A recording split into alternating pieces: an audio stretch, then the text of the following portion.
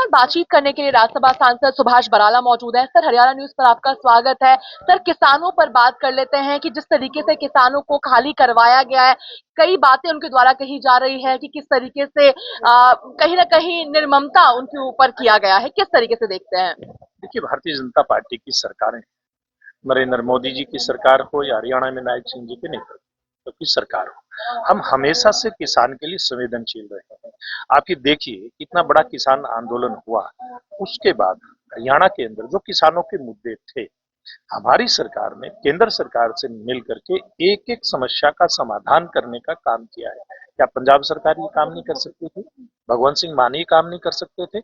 और जब एक बातचीत का दौर लगातार आगे बढ़ रहा है, उस हालात के अंदर इस प्रकार का कदम लेना पंजाब सरकार के द्वारा अपने आप में बड़े सवाल खड़े करता है।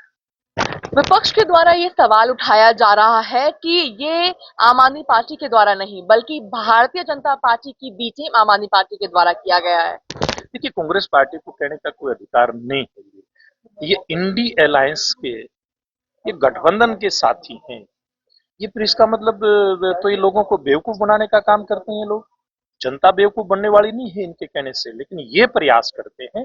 अब देश की जनता को, पंजाब की जनता को बात समझ में आ गई है कि कौन राजनीति कर रहा है और कौन समस्या का समाधान चाहता है। कल देखिए, जिस प्रकार से केंद्रीय मंत्री शिवराज सिंह जी ने किसान नेताओं से बातचीत के बाद अपनी स्टेटमेंट दी थी। उन्होंने कहा था कि सकारात्मक माहौल में बातचीत हुई है और हम एक अगली तारीख तय करके आए हैं उनके साथ बैठने की। और मैं समझता हूं कि जिस प्रकार से हरियाणा प्रदेश ने केंद्र के साथ मिलकर के किसानों की समस्या का समाधान किया है, वैसा ही समाधान पंजाब में भी हो सकता था।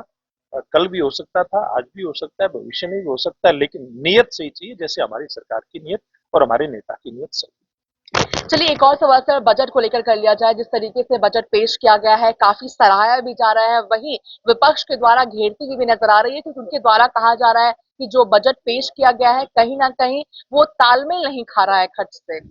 देखिए, विपक्ष को तो बातें कहनी, जिस प्रकार से पिछले 10 साल हमारी सरकार हरियाणा प्रदेश के अंदर रही, मुख्यमंत्री उस समय के मनोहर लाल जी ने हरियाणा प्रदेश को चहुमुखी विकास के रास्ते पर आगे लेकर के जाने का काम किया है।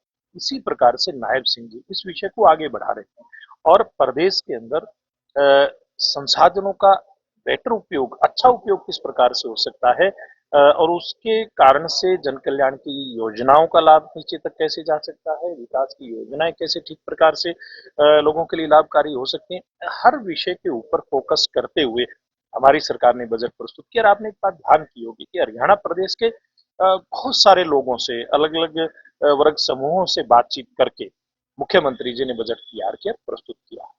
बहुत बहुत धन्यवाद हमारे बातचीत करने के लिए। हम सुन रहे थे राज्यसभा सांसद तमाम मुद्दों को लेकर के एक्सक्लूसिवली हरियाणा न्यूज बातचीत करते हुए नजर आए हैं। दिल्ली से हरियाणा न्यूज के लिए अपराजिता श्री।